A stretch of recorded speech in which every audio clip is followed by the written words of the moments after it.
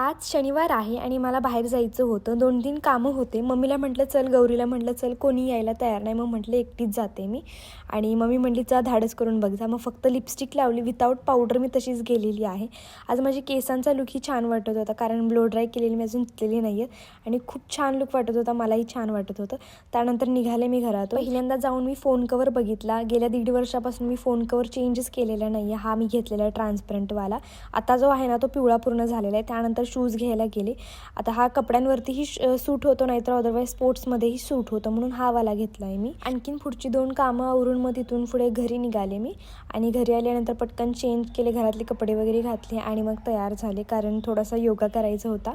मी 2-3 दिवसातून करते. जेव्हा मला आठवतं ना योगा करायचा तेव्हा लगेच करते मी थोडासा योगा वगैरे करते. तर मी हे कधी दाखवलं नाही, पण म्हटलं आज तुम्हाला थोडंसं दाखवावं की बाबा खरंच मी पण हेल्थ कॉन्शियस आहे किंवा मी पण योगा थोडाफार करत असते. जवळपास अर्धा तास ते 1 तास की नाही योगा करते. जास्त काही लोड घेत नाही मी, थोडंच करते, कारण आता नवीन सुरुवातच आहे.